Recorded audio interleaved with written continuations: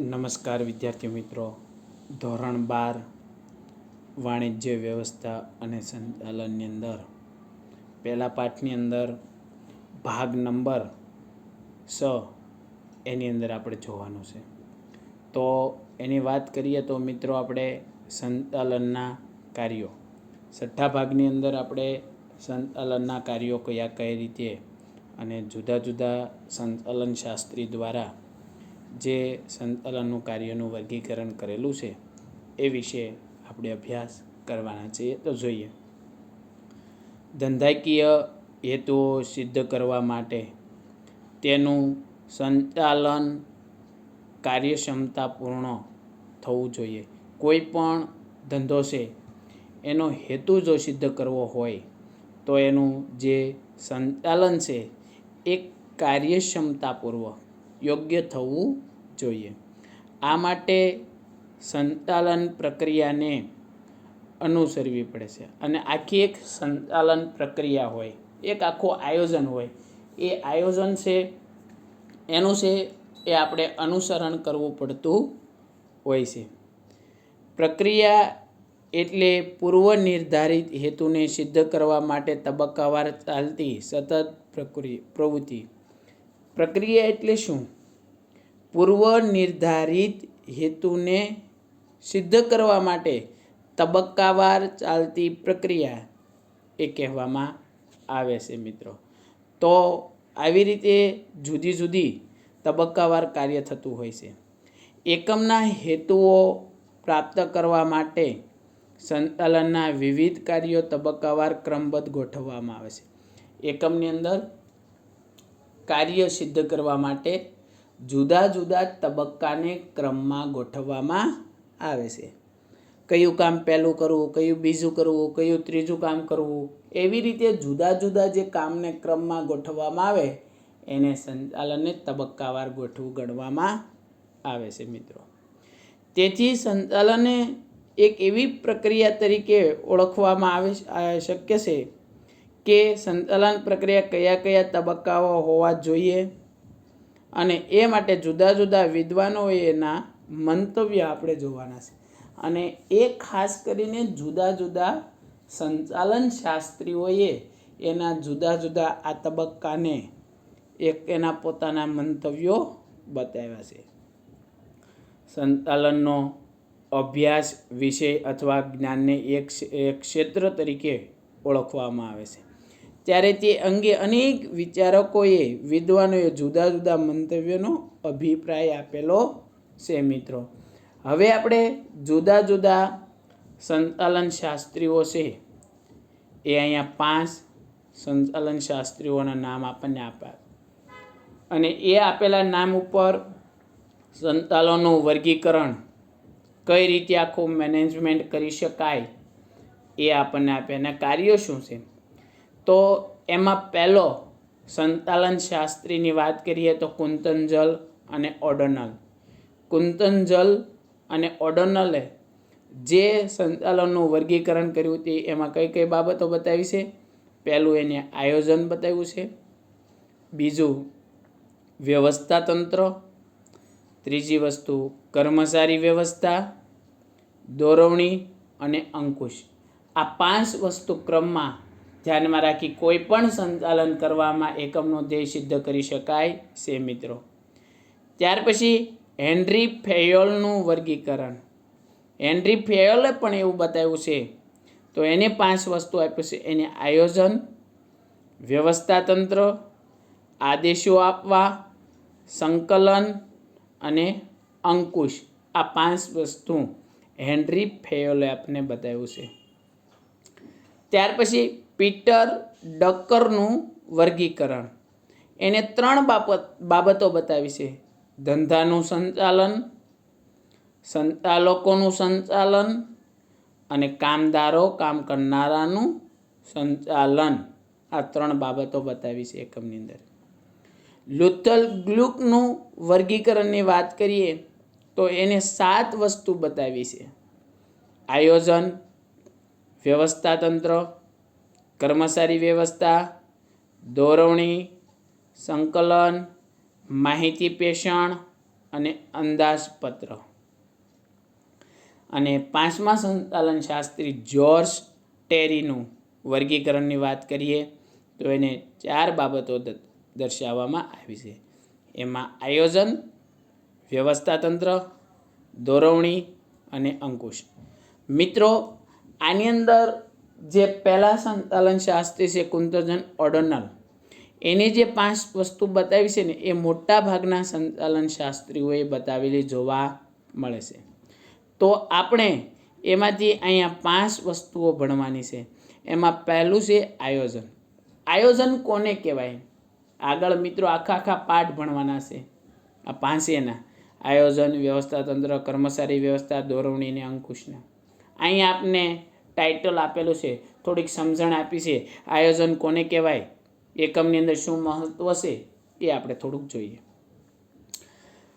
અપેક્ષિત પરિણામો હાંસલ કરવા માટે, યાદ રાખજો મિત્રો, અપેક્ષિત પરિણામો હાંસલ કરવા માટે એટલે કે તમારો જે એકમની અંદર અપેક્ષિત પરિણામ છે, તમે નક્કી કરેલું પરિણામ તમને મેળવવા માટે શું કરવામાં આવશે?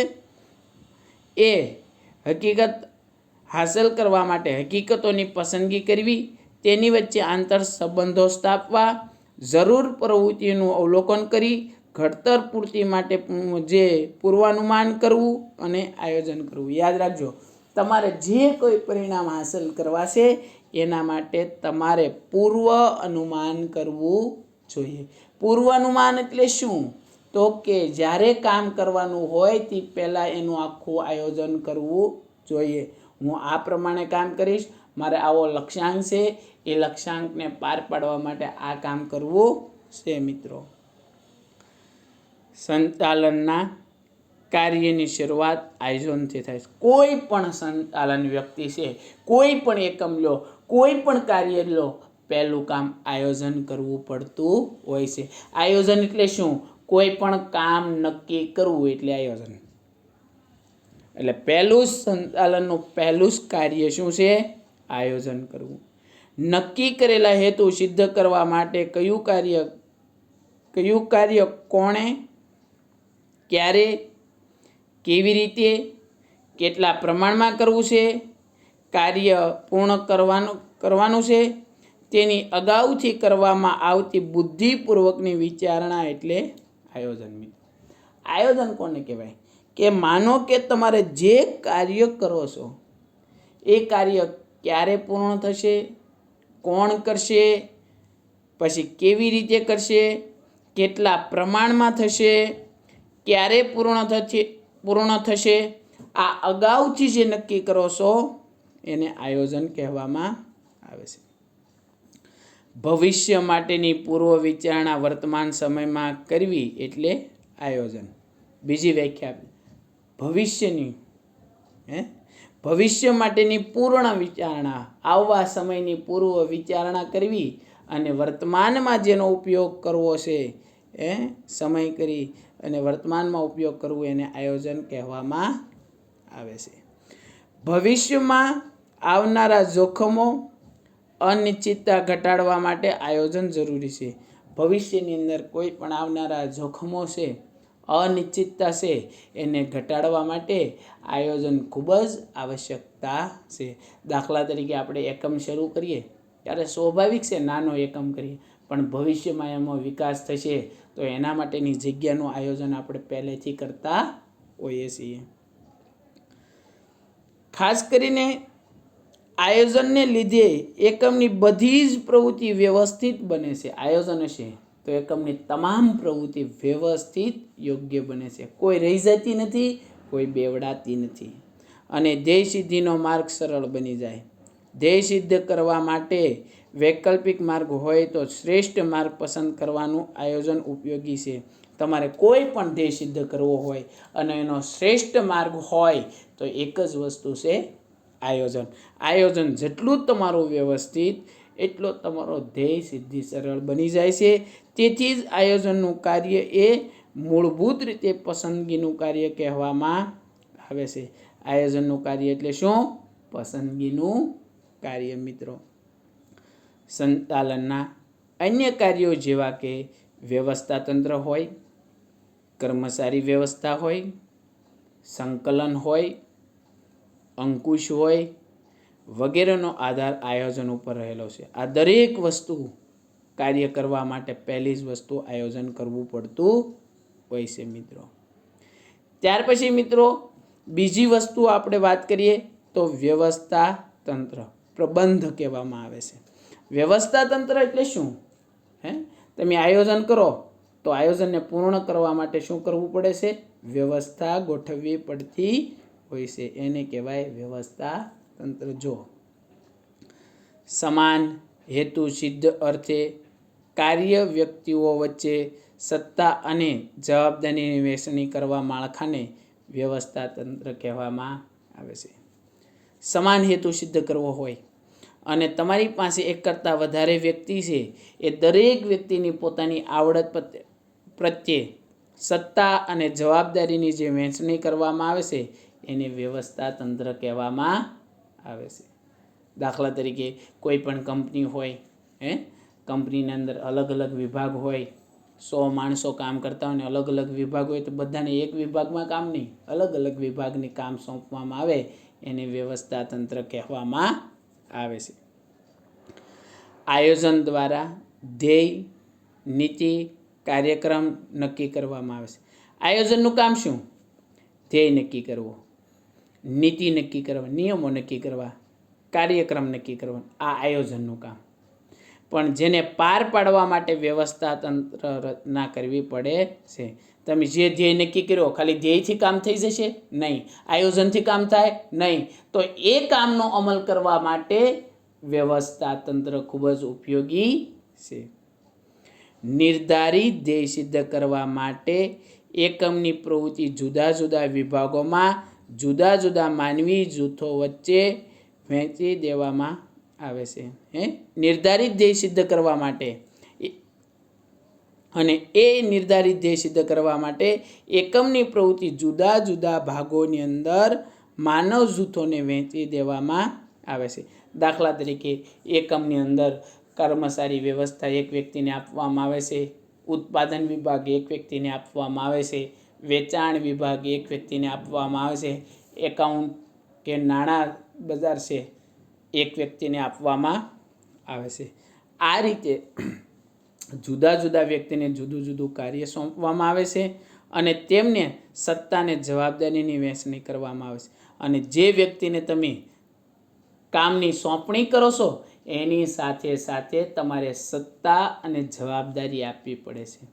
સત્તા અને જવાબદારી વગરનું કાર્ય શક્ય બનતું નથી. જેથી વ્યવસ્થા તંત્ર કે પ્રબંધક કહે છે. આ વ્યવસ્થા તંત્રની રચના કરવાથી કોને દેખરેખ રાખશે, કાર્ય અંગે કયા સત્તા અને જવાબદારી કોની રહેશે, વ્યક્તિઓ વચ્ચેના આંતરસંબંધો કેવા હશે વગેરેનો ખ્યાલ આવે છે. કોણ કોની પર દેખરેખ રાખશે, બરાબર. ત્યાર પછી કોને જવાબદાર છે, કોને જવાબદાર છે. અને બીજું વ્યક્તિઓ વચ્ચેના આંતર સંબંધ. દાખલા તરીકે તમે કોઈ કંપનીની અંદર જોબ કરો છો તો તમારો ઉપરી અધિકારી કોણ છે, એનો ઉપરી અધિકારી કોણ છે, સંચાલક વ્યક્તિ કોણ છે. આ દરેક બાબત છે એ વ્યવસ્થા તંત્રને કારણે તમને ખ્યાલ આવતો હોય છે. આયોજન એ ધંધાનું મગજ છે. વ્યવસ્થા તંત્ર શારીરિક માળખું છે. માનવીના શરીરમાં મગજનું કાર્ય શું, મગજનું કામ શું માનવીના શરીરની અંદર?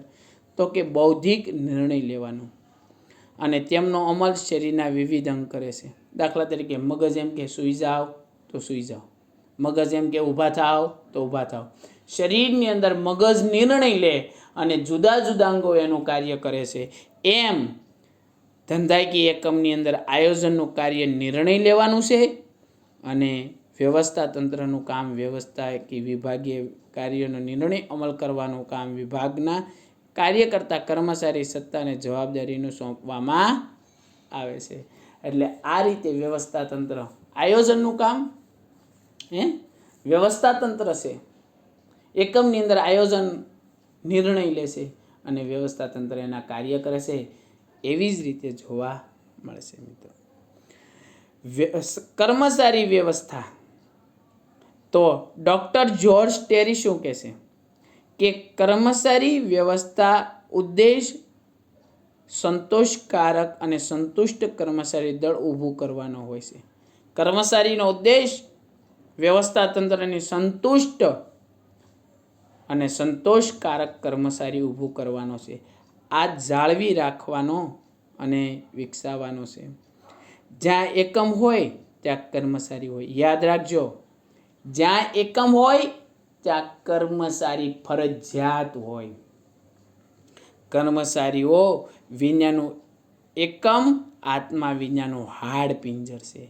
કોઈ પણ સરસ મજાનો એકમ હોય એની અંદર કર્મચારી નહીં હોય તો એકમ નિષ્ફળ નીવડે છે. આપણું શરીર છે, શરીરની અંદર જીવ છે ત્યાં સુધી શરીરનું મહત્વ છે. શરીરની અંદરથી જીવ નીકળી જાય એટલે મહત્વ પૂરું.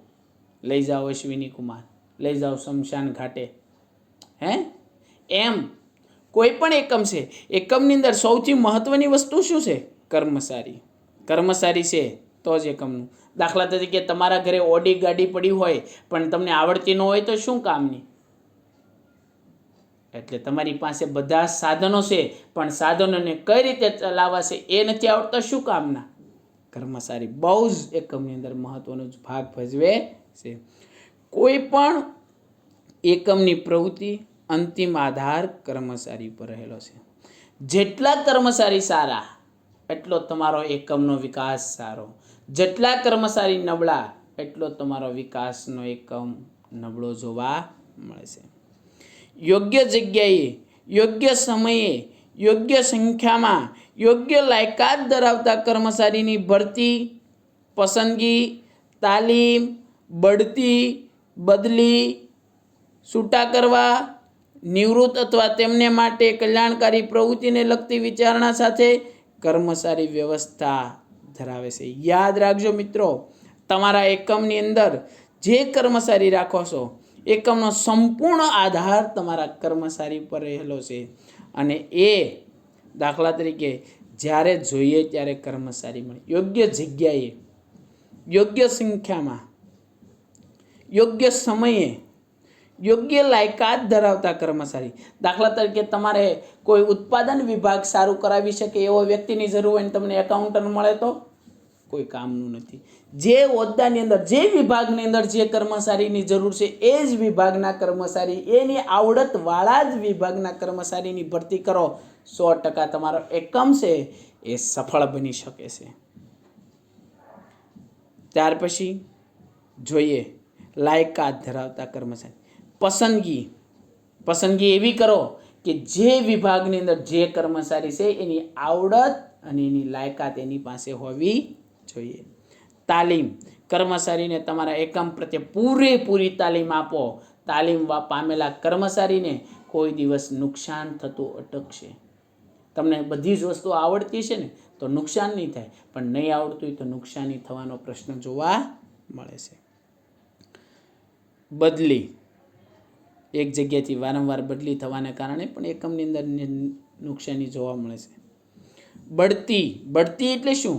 તમારી પોસ્ટ કરતાં અગાઉ બીજી મોટી પોસ્ટ ઉપર જ્યારે તમને લઈ જવામાં આવે, જે પોસ્ટ ઉપરથી ઊંચી પોસ્ટ ઉપર લઈ જવામાં આવે, તમારા સત્તાને તમારી જવાબદારી વધતી હોય એવી પોસ્ટ ઉપર લઈ જવામાં આવે એને બઢતી કહેવામાં આવે છે.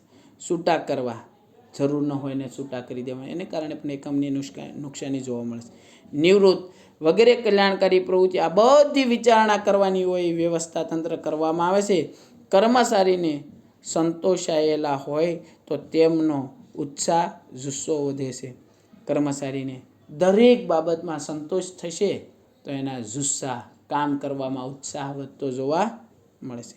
તેથી એકમની ઉત્પાદનતા અને કાર્યક્ષમતા વધે છે. કર્મચારી વ્યવસ્થા ઔદ્યોગિક એકમમાં કામ કરતા કર્મચારીઓને લગતા પ્રશ્નો અભ્યાસ પણ કરવામાં આવે છે. કોઈ પણ ધંધાકીય એકમની સફળતાનો આધાર કર્મચારી પર રહેલો છે. 100%ની વસ્તુ છે. એકમનો સફળતાનો આધાર કર્મચારી પર છે. સામાન્ય આપણે જોઈએ છીએ કે ઘણા એકમો એકદમ વ્યવસ્થિત અને લાંબા સમય સુધી ચાલે છે. ઘણા એકમો ટૂંક સમયમાં સારું નામ હોય પછી હાવ નાશ પામી જાય, કારણ એની વ્યવસ્થા તંત્ર કર્મચારી વ્યવસ્થા યોગ્ય નથી, એ માટે આવી કાર્ય કરી છે. વર્તમાન સમયમાં માનવ શક્તિ આયોજન, માનવ સાધન વિકાસ, કામગીરીનું મૂલ્યાંકન, કારકિર્દીનું આયોજન વગેરેનો સમાવેશ કર્મચારી વ્યવસ્થામાં કરવામાં આવે છે. સંતુષ્ટ કર્મચારી એકમની મૂલ્યવાન મિલકત છે તેવું દરેક પ્રગતિશીલ સંચાલન દૃઢપણે માને છે. તમારી અંદર મૂલ્યવાન મિલકત, સંતુષ્ટ કર્મચારી એટલે શું? તમે જે પ્રકારનું કામ સોંપો છો એ પ્રકારનું સારું કામ થાય છે, એને સંતુષ્ટ કર્મચારી કહેવામાં આવે છે. મિત્રો, આપણે કર્મચારી વિશે વાત કરી. ત્યાર પછી મિત્રો દોરવણી એટલે શું? કોઈને સલાહ આપવી, એને દોરવણી. તો આમ કામ કર, આ એક પ્રકારની દોરવણી. કોઈને રાહ બતાવો, કોઈને રસ્તો બતાવો છો, એ એક પ્રકારની દોરવણી કહેવામાં આવે છે. કર્મચારીને ધ્યેય પૂર્તિ માટે માર્ગદર્શન આપવું, તેના પર દેખરેખ રાખવું એટલે દોરવણી. કોઈ પણ વ્યક્તિ છે, દોરવણી એટલે શું? કોઈ પણ કર્મચારી હોય એને ધ્યેય પૂર્તિ માટે જે તમે માર્ગદર્શન આપો છો, જે કાંઈ શીખવાડો છો, એને દોરવણી કહેવામાં આવે છે. નિર્ધારિત ધ્યેય પ્રાપ્ત કરવા માટે એકમમાં કામ કરી રહેલા કર્મચારીને માર્ગદર્શન આપવું અને તેમના ઉપર અસરકારક દેખરેખ રાખવાનું કાર્ય ખૂબ જ અગત્યનું હોય. કોઈ પણ એકમ હોય, એકમની અંદર જે કામ કરતા કર્મચારી ઉપર દેખરેખ રાખવું અને તમે જે પ્રમાણે કામ કરો આપ્યું છે એ પ્રમાણે કામ થાય છે કે નહીં એની દોરવણી આપી, એ સંચાલક વ્યક્તિની હાથની બાબત ગણવામાં આવે છે. ઔદ્યોગિક એકમોમાં હેતુ નક્કી કરવું, તેનું આયોજન કરવામાં આવે છે. આદર્શ વ્યવસ્થા તંત્રની રચના થાય છે. માલ સામાન અને યંત્રની ખરીદી થાય છે. કર્મચારીને નિમણૂક કરવામાં આવે છે. પરંતુ જ્યાં સુધી અધિકારીઓ તેમના હાથ નીચે કામ કરતા કર્મચારીને કામદારોનું કામ કેવી રીતે કરવું તેનું માર્ગદર્શન જો પૂરું ન પાડે તો ઉપરોક્ત બધા જ પ્રયત્નો નકામા નીવડે છે. સામાન્ય રીતે તમારા એકમ હોય, એકમની અંદર આવડતવાળો કર્મચારી આવ્યો છે, પણ તમારી એકમની રીત રસમ કે નિયમો એને ખબર નથી. પણ તમારા એકમના જે નિયમો છે એ નિયમો જો એને આવડે તો કોઈ પ્રોબ્લેમ આવતો નથી. અને એ શીખવાડવા માટે શેની જરૂર પડે છે? દોરવણી. તમે માનો કે તમારો કર્મચારી આવ્યો, એને કઈ રીતે કામ કરવાની બધી જ સલાહ કે બધી જ દોરવણી આપી દો એટલે વ્યવસ્થિત રીતે કાર્ય શરૂ થઈ જતું હોય છે. પણ જો દોરવણી નહીં આપવામાં આવે તો તમારું જે ધ્યેય છે ને એ ધ્યેય સિદ્ધ થઈ શકતો નથી. દોરવણી વગર સંચાલનના અન્ય કાર્યો નિરર્થક નીવડે છે. નિરર્થક નકામા નીવડવા, કાર્ય યોગ્ય નથી થઈ શકતું. યોગ્ય કામ કરવા માટે ખૂબ જ દોરવણી છે. દાખલા તરીકે તમને ઉદાહરણ આપું, તમે ધોરણ 12ની અંદર અભ્યાસ કરો છો, BA ની અંદર માનો કે આખી કઈ રીતે પેપર સ્ટાઇલ આવશે, 12 ધોરણ પાસ થઈ ગયા પછી હું તમને આપું તો કઈ કામની નહીં, પહેલાં જરૂર પડે છે. એટલે એ થિયરી પ્રમાણે તમે પેપર લખશો, એ થિયરી પ્રમાણે તમે પાકું કરશો, આ ખૂબ જ મહત્વનું જોવા મળશે. બસ આવી જ રીતે કઈ રીતે પરીક્ષાની અંદર પ્રશ્ન પૂછાય છે, કઈ રીતે વ્યવસ્થા, કારણ કે તમે 10માની પરીક્ષા દઈને આવ્યા છો, 11માની પરીક્ષા દઈને આવ્યા છો, છતાં પણ 12માની પરીક્ષાની તમને એડવાન્સથી તૈયારી શા માટે કરવામાં, શા માટે દોરવણી આપવામાં આવે છે? કારણ કે જ્યારે પરીક્ષા દેતી વખતે કોઈ અટવાશો નહીં, તમારો જે હેતુ છે, તમારો ધ્યેય છે એ સિદ્ધ થઈ શકે. આવી જ રીતે એકમની અંદર પણ કર્મચારીને બધી જ શિખામણ એના એકમ પૂરતી આપવામાં આવતી હોય છે. દોરવણીના કાર્યમાં તાબેદારોને માર્ગદર્શન પૂરું પાડવું. જે દોરવણી છે એની નીચે કામ કરતા તાબેદારો એટલે કે કર્મચારીને માર્ગદર્શન પૂરું પાડવું, દેખરેખ રાખવાનું, હુકમો અને સૂચનો પૂરા પાડવા, કામનું નિર્ધારણ કરવું, કોણ કયું કાર્ય કરશે નક્કી કરવું દોરવણી દ્વારા, કામદારોને પ્રેરણા આપવી, દોરવણી દ્વારા કામદારોને પ્રેરણા આપવાની, નેતૃત્વ પૂરું પાડવું વગેરે કાર્યોનો સમાવેશ થાય છે. દોરવણી સંચાલનની દરેક સપાટીએ સતત ચાલતી પ્રવૃત્તિ માનવામાં આવે છે મિત્રો. અને ત્યાર પછી એની અંદર આપણે છેલ્લો મુદ્દો જોવાનો છે, અંકુશ. પ્રયત્ન, પરિણામ અને સાધનો ઉદ્દેશો વચ્ચે સંતુલન સાધવાનું કાર્ય અંકુશ હોય. તમારા પ્રયત્ન હોય, તમારું પરિણામ જે હાંસલ કરવાનો ધ્યેય હોય, અને તમારી પાસે રહેલા સાધનો છે અથવા તમારા ઉદ્દેશો છે, એ બધા વચ્ચે સંતુલન કરવાનું કામ, બધા વચ્ચે અંકુશ કરવાનું કામ, બધા વચ્ચે એકતા કરવાનું કામ છેલ્લે અંકુશનું હોય છે. અંકુશ એટલે શું? સામાન્ય રીતે કોઈ પણ વસ્તુ પર કંટ્રોલ કરવો એને અંકુશ કહેવામાં આવે છે. અંકુશ એ સંચાલનનું અંતિમ કાર્ય છે. મિત્રો યાદ રાખજો, કદાચ વિકલ્પની અંદર પ્રશ્ન પૂછે કે સંચાલનનું કયું કાર્ય અંતિમ ગણવામાં આવે છે? અંકુશ. પ્રથમ કાર્ય આયોજન, છેલ્લું કાર્ય અંકુશ માનવામાં આવે છે. નિર્ધારિત ધ્યેયોને સિદ્ધ કરવા માટે એકમની પ્રવૃત્તિનું આયોજન મુજબ થાય છે કે નહીં તે જોવાના કાર્ય અંકુશનું છે. તમારો નિર્ધારિત ધ્યેય હોય, એ નિર્ધારિત ધ્યેય પ્રમાણે તમારું કાર્ય થાય છે કે નહીં એ જોવાનું કાર્ય કોનું હોય છે? અંકુશનું. તમને જે કામ સોંપ્યું છે થાય છે કે નહીં એ અંકુશ કરનાર વ્યક્તિ તમારા ઉપરી અધિકારીનું હોય છે. જૂની પ્રણાલીગત ખ્યાલ મુજબ અંકુશ કર્મચારીઓની પ્રવૃત્તિઓ ઉપર નિયંત્રણ મૂકવું.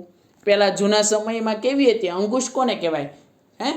તમારી પ્રગતિ હોય એને અટકાવી દેવી, તમારી બઢતી હોય એને અટકાવી દેવી, તમારો પગાર કાપી નાખો, કર્મચારીને છૂટા કરી દેવા, કર્મચારીને મન ફાવે એમ ખીજાવવું. આવી પહેલાંના સમયમાં અંકુશ કરવાની પદ્ધતિ હતી. જો અહીં લખ્યું છે કે પહેલાંના સમયે નિયંત્રણ મૂકવા માટે કડક વલણ અપનાવાતું. કર્મચારી ભૂલ કરે તો તેમનો શિક્ષા દંડ કરવામાં આવતું હતું, બદલી અટકાવી દેવામાં આવતી હતી. આવી બધી અંકુશ નકારાત્મક ખ્યાલ છે. આ કેવો છે? નકારાત્મક, ખરાબ ખ્યાલ. તો આજના સમયમાં માનો કે અંકુશ કરવો તો કઈ રીતે કરી શકાય? આધુનિક સમયમાં અંકુશનો ખ્યાલ હકારાત્મક છે, પોઝિટિવ છે. કેવો છે? માનો કે કોઈ કર્મચારી ભૂલ કરે છે તો એને સુધારાલક્ષી પ્રવૃત્તિ કરવામાં આવે છે. કારણ અંકુશનું કાર્ય જે થયેલી ભૂલો છે એને અટકાવવાનું છે. પરંતુ જો કાર્ય આયોજન મુજબ થતું ન હોય તો તેને અટકાવવું અને સાચી દિશામાં લઈ જવાનું કામ. ભૂતકાળમાં થયેલી ભૂલો ભવિષ્યમાં પુનરાવર્તન ન થાય એને કહેવાય અંકુશ. પહેલાં મેં તમને કીધું કે પહેલાંના સમયમાં અંકુશ કઈ રીતે થતો? બઢતી અટકાવવી, કર્મચારીને મન ફાવે એમ ખીજાવવું, દંડ કરવો. આજે કેવું છે? તો કે માનો કે કોઈ કર્મચારી ભૂલ કરે તો એના ઉપર અધિકારી એને અંકુશ કરવા માટે શું કરે? એને એ વસ્તુ ભવિષ્યમાં જે ભૂતકાળમાં થયેલી ભૂલ એ વર્તમાનમાં ભૂલ ન થાય એના માટેની ખાસ સલાહ આપવામાં આવે છે. એટલે આ રીતે જોવા મિત્રો આપણે કુલ ટોટલ 5 વસ્તુ આયોજન, વ્યવસ્થાતંત્ર, કર્મચારી વ્યવસ્થા, ધોરણી, અંકુશ વિશે વાત કરી. હવે મિત્રો આપણે સંકલન. સંકલન એટલે શું? ભેગું કરવું. જુદા જુદા કાર્ય વચ્ચે એકબીજા પર સંકલન રાખવું પડતું હોય છે. દાખલા તરીકે આપણે જોઈએ સ્કૂલની અંદર ભણીએ છીએ, બાલભવનથી લઈ 12 સુધીનું આખું સંકલન જોડાયેલું હોય છે. બાલભવનમાંથી પહેલા ધોરણમાં, પહેલા ધોરણમાંથી બીજા ધોરણમાં, બીજા ધોરણમાંથી ત્રીજા ધોરણમાં, ત્રીજામાંથી ચોથા ધોરણમાં, ચોથામાંથી 5મા ધોરણમાં. આવી રીતે આપણે 12 ધોરણ સુધી સંકલન આખું જોડાયેલું હોય છે. ક્યાંય જોયું કે બાળક સીધું 12મા ધોરણમાં આવ્યું? નહીં, એક કડી છે. આવી જ રીતે એકમની અંદર પણ સંકલન જરૂરી છે. અને દરેક વસ્તુ સાથે સંકલન હશે તો જ તમારા વિના સહકાર નહીં ઉદ્ધાર. ધોરણ 11ની અંદર આપણે ભણ્યા કે સહકાર વગર ઉદ્ધાર છે નહીં. સંચાલનની પ્રક્રિયાના દરેક તબક્કામાં સંકલન જરૂરી બને છે. આયોજનથી માંડી અંકુશ સુધી સંકલન આવશ્યકતા છે. સંકલન દ્વારા ધ્યેય સિદ્ધિની ખાતરી મળે છે. સંકલન એકમનું કોઈ પણ કાર્ય રહી જતું નથી. અથવા બેવડાતું નથી, તેની કામગીરી સરળ. સંકલન હોય તો કોઈ કામ રહી નથી જતું અને કોઈ કામ બેવડાતું નથી. બેવડાવવું એટલે કે બીજી વાર થતું નથી. મિત્રો, સંકલનનો અર્થ જોઈએ. ધંધાકીય એકમના જુદા જુદા વિભાગોમાં કર્મચારીઓ જુદા જુદા કાર્ય થાય છે અને તેની વચ્ચે એક સૂત્રતા સુમેળ સાધવાનું કાર્ય એટલે સંકલન. એકમની અંદર જુદા જુદા વિભાગો હોય, જુદા જુદા પેટા વિભાગો હોય.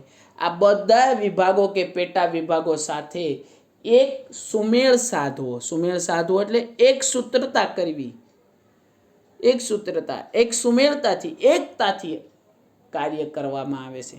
દાખલા તરીકે ઉત્પાદન વિભાગ હોય, વેચાણ વિભાગ હોય, ખરીદ વિભાગ હોય, નાણાં વિભાગ હોય, કર્મચારી વિભાગ હોય. આ એકમના જુદા જુદા વિભાગો છે. આ દરેક વિભાગો એકબીજા સાથે એકતાથી, સંકલનથી જોડાયેલા જોવા મળે છે. મિત્રો, હવે આપણે સંકલનનો અર્થ જોયો. હવે સંકલનની લાક્ષણિકતાઓ મિત્રો જોઈએ. આયોજનથી અંકુશ સુધીના દરેક કાર્ય કરતી વખતે સંકલન જરૂરી છે. આયોજનથી શરૂઆત કરો ત્યાંથી લઈ અંકુશ સુધીના તમામ, દાખલા તરીકે આયોજન, વ્યવસ્થાતંત્ર, કર્મચારી વ્યવસ્થા, દોરવણી, અંકુશ, આ દરેક તબક્કાની અંદર સંકલન એકબીજા સાથે જોડાયેલું જોવા મળે છે. તેથી સંકલનની પ્રક્રિયા સંકલન વગર શક્ય નથી. કોઈ પણ સંચાલનની પ્રક્રિયા સંકલન વગર શક્ય નથી. તેથી લખ્યું ને કે સંચાલનની પ્રક્રિયા સંકલન વગર શક્ય નથી. સંકલન એ સંચાલન દરેક સપાટી થતું કાર્ય. સંચાલનની દરેક સપાટી, ઉચ્ચ સપાટી હોય, મધ્ય સપાટી હોય કે તળ સપાટી હોય, દરેક સપાટી સાથે સંકલન આવશ્યક છે. કઈ રીતે? જોઈ લો. દાખલા તરીકે ઉચ્ચ સપાટી કોઈ પણ નિર્ણય લે એની સાથે સંકલન કોને રાખવાનું? મધ્ય સપાટીને. મધ્ય સપાટીને કોઈ પણ ઉચ્ચ સપાટી દીધેલા નિર્ણયનો અમલ કરવા માટે કોની સાથે સંકલન રાખવાનું? તળ સપાટી સાથે. આ દરેક સપાટી એકબીજા સાથે સંકલનથી કાર્ય કરે. જો એક સપાટી સંકલનમાં ન હોય તો એકમનો ધ્યેય કોઈ દિવસ સિદ્ધ થઈ શકતો નથી. આથી જ દરેક સપાટી એકબીજા સાથે સંકલન ખૂબ જ આવશ્યકતા જોવા મળે છે. સંકલનની સફળતા માટે માહિતી સંચારની વ્યવસ્થા કાર્યક્ષમ હોવી જોઈએ. કોઈ પણ સંકલન કરવું તો માહિતી સંચાર એટલે શું? એકબીજાને માહિતી આપવી, એને માહિતી સંચાર કહેવામાં આવે છે. અને એ કાર્યક્ષમ હોવી જોઈએ. કાર્યક્ષમ એટલે કે વ્યવસ્થિત હોવી જોઈએ, કાર્યને લગતી હોવી જોઈએ, જેથી તમારું સંકલન યોગ્ય થઈ શકતું હોય છે. સહકાર વગર સંકલન શક્ય નથી. સહકાર વગર સંકલન શક્ય નથી એટલે જ લખ્યું વિના સહકાર નહીં ઉદ્ધાર. એકમની વિવિધ પ્રવૃત્તિઓ વચ્ચે સંકલન જળવાય તે માટે વિવિધ પ્રવૃત્તિઓ સાથે જે સંકળાયેલા દરેક કર્મચારી સહકાર જરૂરી બને છે. એકમના જુદા વિભાગો હોય, દરેક વિભાગ એકબીજા વિભાગ સાથે સંકલન જોવા મળે છે. દાખલા તરીકે વેચાણ વિભાગ હોય, એને કોની સાથે? જેની પાસે ખરીદી કરવાની છે એની સાથે, અને જેની સાથે વેચાણ કરવાનું છે, આ બંને સાથે સંકલન ખૂબ જ જરૂરી રાખવું પડતું હોય છે. સંચાલનના દરેક કાર્ય જે સંકલન સમાવેશ થાય છે. આથી સંકલનનું કાર્ય જે સંચાલનનો આત્મા ગણવામાં આવે છે. યાદ રાખજો કે સંચાલનના દરેક કાર્ય સંકલન સમાવેશ હોય છે.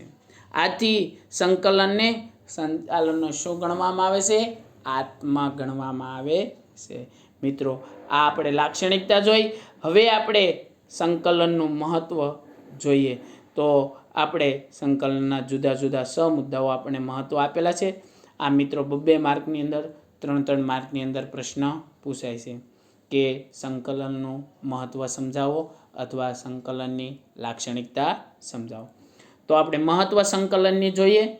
સંકલનથી સંચાલનના જુદા જુદા કાર્યો જેવા કે આયોજન, વ્યવસ્થાતંત્ર, દોરવણી, અંકુશ, વગેરેને અસરકારક બનાવે છે. તમારું સંકલન દરેક વસ્તુ સાથે સંકલન હશે ને એટલે એક નવો આખો તમારો ધ્યેય છે એ ધ્યેય મળી જતો હોય છે. સંકલનને કારણે એકમના બધા જ કાર્યો કેવા બની જાય છે? સરળતાથી કરી શકાય છે. તમારામાં એક વિના સહકાર નહીં ઉદ્ધાર. જો તમારામાં સહકાર હશે, એકબીજા સાથેથી કામ કરશો તો 100% તમારો ધ્યેય છે ને એકદમ સરળ બની જતો હોય છે. દાખલા તરીકે તમને ઉદાહરણ આપો કે ધોરણ 12ની અંદર તમને કોઈ એક વિષયમાં સારા ગુણ આવે તો તમારું 100% પરિણામ નહીં આવે. 100% પરિણામ લાવવા બધા જ વિષયોને તમારે સારા બનાવવા પડશે. બધા જ વિષયને તમારે ગમાવવા પડશે. બધા જ વિષયો તમારે સંકલન કરવું પડશે. એક વિષય સાથે સંકલન કરી અને તમારું સારું પરિણામ નહીં આવે. એટલે કહું છું એકમની અંદર બધા જ વિભાગો સાથે સંકલન જરૂરી છે અને તો જ ધ્યેય સિદ્ધ કરી શકાય, નગર કરી શકાતો નથી. સંકલનથી એકમનું કોઈ કામ કરવાનું રહી જતું નથી અથવા કોઈ કામ બેવડાતું નથી. સંકલન હોય ને તો કોઈ કામ રહી ન જાય અને કોઈ કામ બેવડાવવું એટલે કે બીજી વાર થતું નથી. અને જેટલી એક વખત કામ થાય, વ્યવસ્થિત થાય એટલે યોગ્ય ધ્યેય સિદ્ધ કરી શકાય છે. સંકલનથી એકમના જુદા જુદા વિભાગોમાં સંવાદિતા જળવાય અને સંકલન હોય તો એકબીજા વિભાગ સાથે સંવાદિતા એટલે કે એકબીજા સાથે વાતચીત કરીને એકબીજાના પ્રશ્નનું સોલ્યુશન કરીને વ્યવસ્થિત ઉકેલ લાવી શકાતો હોય છે. એકમના વિવિધ ભાગોમાં કાર્યોને તેના ક્રમ અને સમય સાથે સંતુલન જાળવવાનું કાર્ય સંકલનને લીધે સક્ષમ બને છે. કોઈ પણ એકમ હોય, એકમના વિવિધ ભાગો હોય, સમયસર સંતુલન જાળવવાનું સંકલન કરવાનું કાર્ય એ શક્ય બને છે. સંકલનને લીધે એકમના નક્કી કરેલા હેતુઓ સિદ્ધ કરી શકાય છે. સંકલનને લીધે શું થાય છે કે એકમના જે નક્કી કરેલા હેતુ છે એ મિત્રો સિદ્ધ કરી શકાય છે. આ રીતે આપણને સંકલનનું મહત્ત્વ ખૂબ જ ઉપયોગી જોવા મળે છે.